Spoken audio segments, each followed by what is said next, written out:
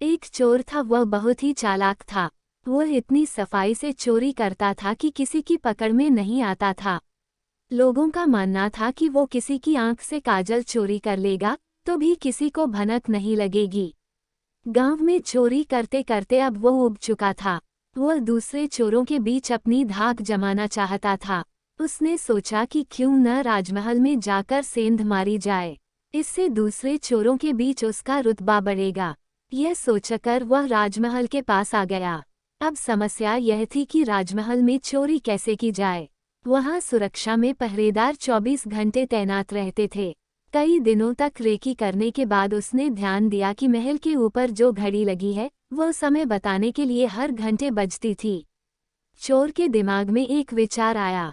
चोर रात में कुछ लोहे की कीलें और हथौड़ी लेकर राजमहल पहुंचा और जैसे ही घंटी बजती वह दीवार पर एक कील ठोक देता। इससे घंटी की आवाज में हथौड़े की आवाज दब जाती और किसी को पता भी नहीं चलता था। इस तरह उसने 12 कीलें ठोक दी। उन कीलों के सहारे वह महल में दाखिल हो गया और हीरे जवाहरात चोरी करके रफूचक्कर हो गया। अगले दिन जब राजा को चोरी का पता चला तो उसे यह जानकर बड़ी हैरानी हुई कि इतनी सुरक्षा के बावजूद भी कैसे कोई राजमहल से चोरी करने में कामयाब हो सकता है। राजा ने नगर में सिपाहियों की संख्या बढ़ाने का आदेश दिया और कहा कि कोई भी व्यक्ति रात में घूमता नजर आए तो चोर समझकर गिरफ्तार कर लिया जाए। दरबार में ऐलान के वक्त चोर भी भेष बदलकर मौजूद था। उसने चालाकी से पता लगा लिया कि कौन कौन से सिपाही इस काम के लिए चुने गए हैं। उसने उन सिपाहियों के घर का पता लगाया और साधु का भेष धारण करके उनके घर पहुंच गया। वहां उसने पाया कि सभी सिपाहियों की पत्नियां चाहती थी कि उनका ही पति चोर को पकड़े। इस बात का फायदा उठाते हुए उसने सभी की पत्नियों को कहा कि पूरी रात तुम्हारे पति चोर की तलाश में बाहर रहेंगे। इस बीच चोर तुम्हारे पति का वेश धारण कर घर में घुसने की कोशिश करेगा। भले ही वह तुम्हारे पति की आवाज निकाले, लेकिन तुम उसे अंदर मत आने देना और गर्म कोयला फेंकना। इससे चोर घायल हो जाएगा और पकड़ा जाएगा। पत्नियों ने हामी भर दी। वहीं सिपाही पूरी रात गश्त करते रहे और चोर की तलाश करते रहे। सुबह के 4 बजे गए थे। सभी सिपाही चोर को ढूंढते ढूंढते थक गए। तभी सारे सिपाहियों ने सोचा कि अब घर चलकर थोड़ा आराम कर लेते हैं। जब वे घर पहुंचे और दरवाजा खटखटाया तो पत्नियों को शक हुआ। उन्होंने सोचा कि साधु की बात सच हो गई। जरूर ये चोर है जो भेष बदल कर आया है। वे जलता हुआ कोयला अपने पतियों पर फेंकने लगी। इससे सारे सिपाही घायल हो गए। उन्हें अस्पताल में भर्ती कराना पड़ा। दूसरे दिन राजा को जब सारी बात पता चली तो वह चिंतित हो गया। उसने फौरन कोतवाल को आदेश दिया कि जितनी जल्दी हो सके उस चोर को पकड़कर हाजिर किया जाए। कोतवाल ने शहर में पहरा देना शुरू कर दिया। इस दौरान कोतवाल को एक युवक आता दिखा। कोतवाल ने उस लड़के से पूछा, कौन हो तुम? युवक ने कहा, मैं चोर हूँ। कोतवाल को यकीन नहीं हुआ। भला इस तरह कोई खुद को चोर कैसे बता सकता है? उसे लगा युवक मजाक कर रहा है। कोतवाल ने आगे कहा, अगर तुम चोर हो तो चलो, तुम्हें जेल में बंद करने का आदेश मिला है। वह युवक चोर तैयार हो गया। कोतवाल उसे लेकर एक कमरे में गया, जिसे देखकर चोर ने बोला कि कोतवाल साहब, इस जेल को तो कोई भी खोल सकता है।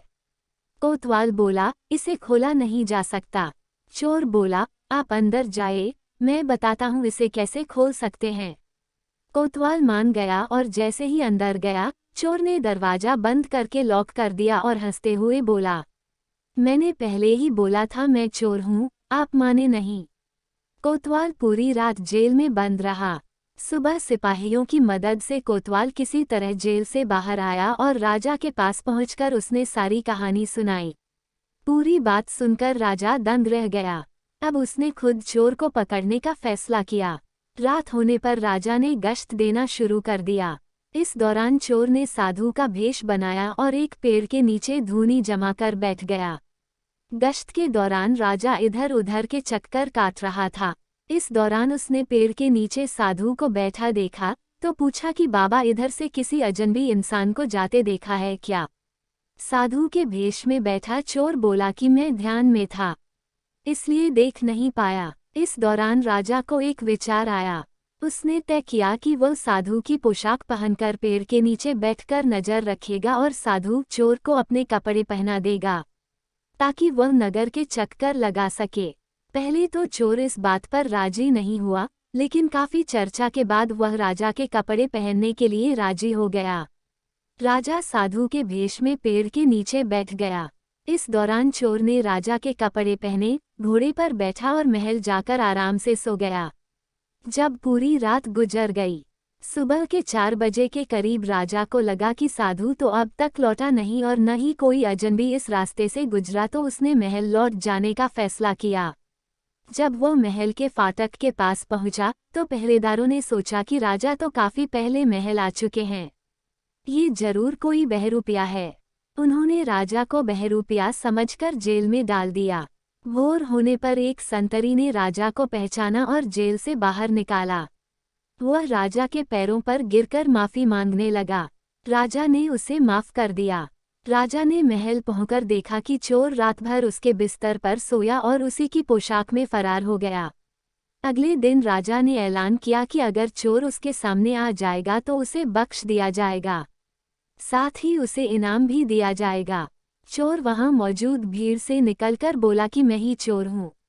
सबूत के तौर पर उसने राजा को उसकी पोशाक दिखाई और चोरी का सारा सामान भी वापस कर दिया।